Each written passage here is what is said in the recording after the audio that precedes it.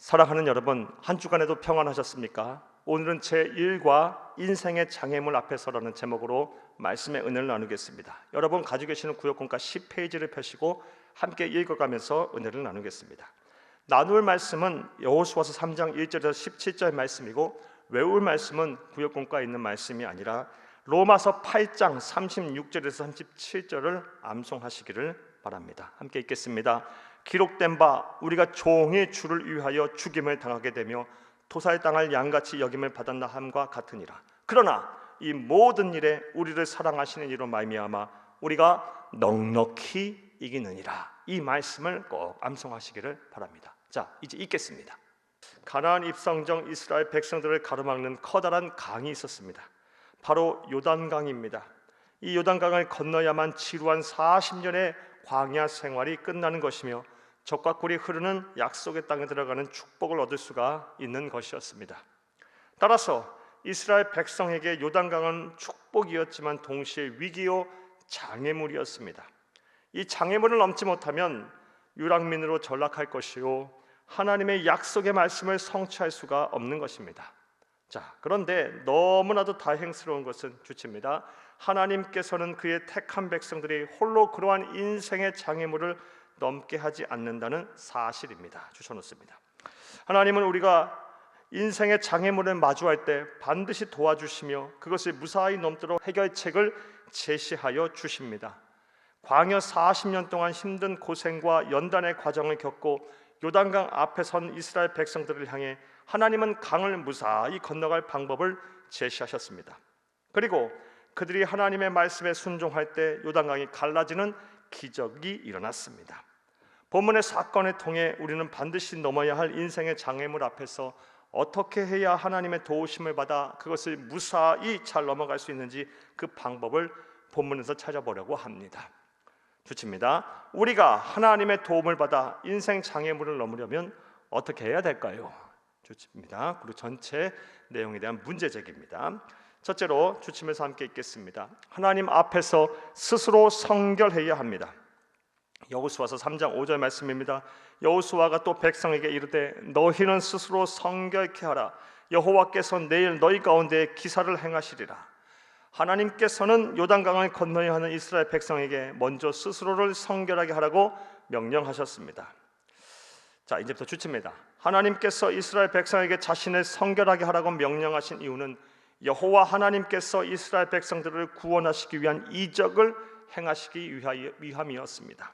하나님은 거룩하신 분입니다. 따라서 우리가 거룩해질 때 하나님의 능력이 우리의 능력이 될 수 있는 것입니다. 당시 요단강은 우기를 맞아서 강물이 불어나 큰 물살이 흘러내려가고 있었습니다. 따라서 그런 강을 건너가는 것은 이스라엘 백성들의 힘만으로는 불가능했습니다. 무엇보다 요단강 건너편에 난공불락의 요새인 여리고성이 떡하니 버티고 있었기 때문에 용기를 내어 강을 건너보려 한다고 해도 그 과정에서 여리고의 공격을 받아 전멸할 것이 뻔했습니다. 그래서 절대 거룩하신 하나님께서 이적을 행하실 환경을 만들기 위해서 이스라엘 백성들에게 먼저 성결하라고 말씀하셨던 것입니다. 사랑의 하나님께서는 인생의 강을 건너야 할 우리를 위해 언제든지 기적을 행할 준비를 하고 계십니다. 그리고 우리에게 말씀하십니다. 내가 건너게 해줄 테니 걱정을 말거라. 단 나는 절대로 거룩하니 너희들도 거룩해야 한다. 따라서 자, 이제부터 괄호합니다. 오늘 첫 번째 대지에 대한 구체적인 실천사항입니다. 우리가 하나님의 기적을 바란다면 우리는 더러운 마음을 버려야 합니다. 우리의 잘못된 습관도 끊어야 합니다. 또한 잘못된 믿음인 불신, 의심도 버려야 합니다. 나아가 하나님과의 관계에서 부정직하게 행했던 것들도 정리해야 합니다. 그래야 비로소 우리는 하나님의 기적을 경험할 수가 있습니다. 까지 괄호해 놓습니다.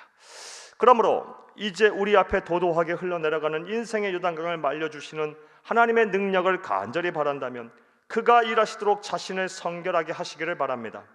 시편 51편 9절에서 10절 말씀입니다. 주의 얼굴을 내 죄에서 돌이키시고 내 모든 죄악을 지워주소서. 하나님이여 내 속에 정한 마음을 창조하시고 내 안에 정직한 영을 새롭게 하소서 라고 고백한 다윗처럼 날마다 자신의 죄를 회개하고 자신을 성결하게 하시기를 바랍니다. 또 인생의 요단강 같은 장애물을 하나님의 능력으로 건너려면 어떻게 하면 될까요? 둘째로 주침에서 함께 읽겠습니다. 오직 예수님만을 바라보고 그를 따라가야 합니다.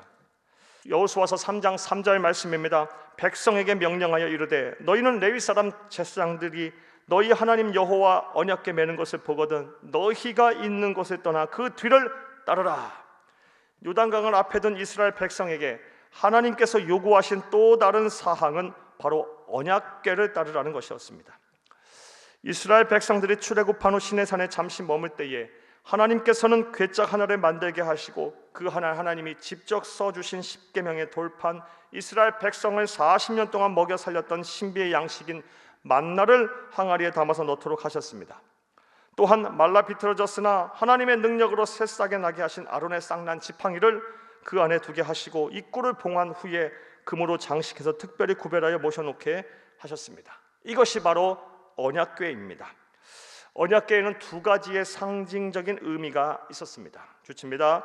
먼저 하나님이 지금 그 자리에 임재하고 계신다는 의미입니다. 주치구 1번 하나님의 임재의 상징입니다. 언약궤를 볼 때마다 하나님이 바로 저기 우리 가운데 계시는가 하고 깨달을 수 있도록 만드는 상징물인 것입니다. 또 다른 의미는 주칩니다. 그 안에 율법이 있다는 것, 즉 하나님의 말씀이 있는 것이다. 하나님이 말씀하시고 우리를 교훈하시는 곳이다 하고 하는 언약궤를 볼 때마다 깨닫게 하는 것이었습니다. 까지 추천했습니다. 하나님의 말씀이 있는 곳, 그것이 바로 언약궤입니다. 따라서 여호수아가 하나님께로부터 말씀을 받아 이스라엘 백성에게 언약궤를 바라보고 따르라고 했던 것은 주칩니다. 하나님을 바라보라, 가나안 땅을 너에게 주실 것이라고 약속하신 그의 약속의 말씀을 기억하라는 것입니다. 우리 역시 암담한 상황에 빠질 때 요단강물이 여러분 앞에서 우레소리를 내면서 흘러가는 상황 앞에 놓일 때마다 이스라엘 백성들처럼 더욱 간절히 하나님이신 예수 그리스도를 바라보며 그의 약속의 말씀을 기억해야 합니다. 이를 위해 이제부터 괄호합니다. 두 번째 대지에 대한 구체적인 실천사항입니다. 힘들고 어렵더라도 더욱 힘을 내어 먼저 기도하시기를 바랍니다. 새벽을 깨워 기도하고 계획을 세워 기도하시기를 바랍니다. 나의 문제를 끌어안고 함께 기도해 줄 사람에게 기도도 부탁하시기를 바랍니다. 때로는 금식하면서 전심으로 기도해야 합니다. 또한 부지런히 하나님의 말씀을 가까이 해야 합니다. 그래야 나를 향한 약속의 말씀을 받을 수가 있는 것입니다.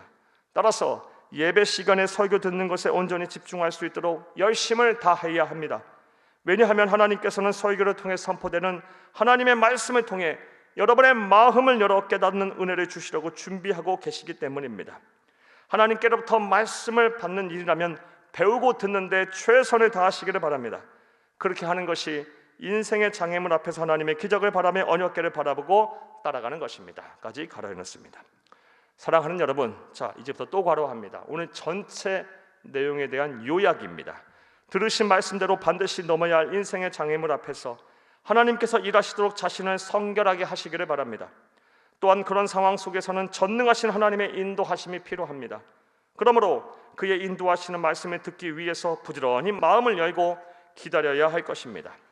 그리하면 우리 앞에 놓이는 홍해는 반드시 갈라질 것이고 요단강도 반드시 마를 것이며 여리고 성조차도 반드시 무너질 것입니다.